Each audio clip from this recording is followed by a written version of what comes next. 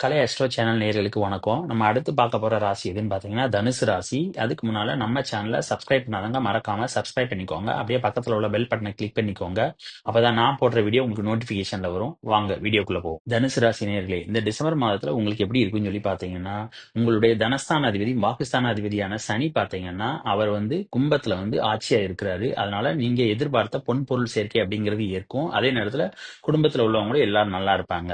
ஆனா ராசி அதிபதியான குரு பாத்தீங்கன்னா வக்ரமா இருக்கிறதுனால வந்து என்னன்னா நீங்க எந்த ஒரு காரியங்களை செய்யறப்பையும் வந்து என்னன்னா கொஞ்சம் பொறுமையா இருப்பது நல்லது. அதே மாதிரி நீங்க வந்து பொறுமையாக இருந்தா மட்டும்தான் வந்து என்னன்னா காரியங்களை வெற்றி அடைய முடியும். அதே நேரத்துல இந்த குரு பாத்தீங்கன்னா குரு பயிற்சிக்கு அப்புறம் மே மாசத்துல குரு பயிற்சிக்கு அப்புறம் பாத்தீங்கன்னா அவர் உங்க ராசிக்கு 7ல வருவாரு. அதுக்கப்புறம் பாத்தீங்கன்னா உங்களுக்கு எல்லா நன்மைகளும் கிடைக்கும். அது வரைக்கும் பாத்தீங்கன்னா நீங்க செய்யற காரியங்களை கொஞ்சம் பொறுமையா இருக்கணும். அதே நேரத்துல பாத்தீங்கன்னா சனி வந்து தற்போது வந்து உங்களுக்கு 3ஆம் இடத்துல இருக்காரு. அதனால ஓரளவு பரவாயில்ல.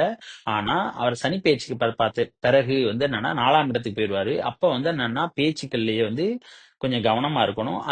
அதே நேரத்துல குடும்பத்தில் உள்ளவங்களுடைய உடல் ஆரோக்கியத்துல பாத்தீங்கன்னா கவனமா இருக்கணும். இல்லாட்டா வந்து என்னன்னா விரைய செலவுகள் அப்படிங்கிறது நிறைய ஏற்படும்.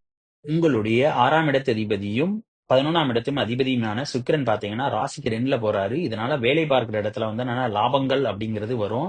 ஆனா அந்த லாபம் வந்து வந்த இடம் தெரியாம வந்து என்னன்னா எல்லாமே கரைஞ்சு போயிரும். அதனால வந்து செலவுகளை வந்து சுருக்கிக்கிறது ரொம்ப நல்லது. 5ஆம் இடத்து அதிபதியான செவ்வாய் பார்த்தீங்கன்னா, அவர் நீச்சமாகி, அவர் வந்து என்னன்னா 8ஆம் இடத்துல இருக்கிறாரு. அதனால குழந்தைகளினுடைய உடல் நலத்துல ரொம்ப கவனமா இருக்கணும். இல்லன்னா ஆரோக்கிய குறைபாடுகள் அப்படிங்கிறது ஏற்பட வாய்ப்பு இருக்கிறது. அதே நேரத்துல வந்து என்னன்னா, அந்த செவ்வாய் வந்து என்னன்னா, உங்க உங்க வீட்டுக்கு 12ஆம் இடத்து அதிபதி. அதனால ஒரு நல்ல தூக்கம் அப்படிங்கிறது உங்களுக்கு இப்ப இருக்காது. உங்களுடைய 9ஆம் இடத்து அதிபதியான சூரியன் பார்த்தீங்கன்னா, அவர் வந்து ராசிக்கு 12ல மறைஞ்சிறாரு. அதே நேரத்துல உங்களோட ராசி அதிபதி வக்ரமா இருக்கிறதுனால வந்து என்னன்னா, அப்பா மகனுக்குடைய கருத்து வேறுபாடு அப்படிங்கிறது ஏற்படுவதற்கான வாய்ப்பு இருக்கிறது. தொழில்ஸ்தான அதிபதியான புதன் பார்த்தீங்கன்னா, வக்ரமாயி ராசிக்கு 12ல இருக்காரு. அதனால செய்தொழில் செய்றவங்க வந்து கொஞ்சம் கவனமா இருக்கணும். இல்லன்னா எதிர்பார்த்த லாபங்கள் அப்படிங்கிறது எதிர்பார்ப்பது கொஞ்சம் கடினம் தான். காதலிக்கிற தனுசு ராசி நேயர்களுக்கு எப்படி இருக்குன்னு சொல்லி பார்த்தீங்கன்னா, 5ஆம் இடத்து அதிபதியான செவ்வாய் பார்த்தீங்கன்னா, ராசிக்கு 8ல மறைஞ்சிருக்காரு. அதுவும் இல்லாம நீச்சமாகி வேற இருக்காரு. ராசி அதிபதி வேற பார்த்தீங்கன்னா, வக்ரமா இருக்கிறதுனால வந்து என்னன்னா, காதலர்களுடைய கருத்து வேறுபாடுகள் அப்படிங்கிறது ஏற்படுவதற்கான வாய்ப்பு இருக்கு. அதனால இப்போதைக்கு வந்து எந்த விதமான பேச்சும் இல்லாம இருப்பது ரொம்ப நல்லது. அப்புறம் இந்த வீடியோ பிடிச்சிருந்தா லைக் பண்ணுங்க, ஷேர் பண்ணுங்க, கமெண்ட் பண்ணுங்க. மறக்காம பக்கத்துல உள்ள பெல் பட்டனை கிளிக் பண்ணிருங்க. Thank you.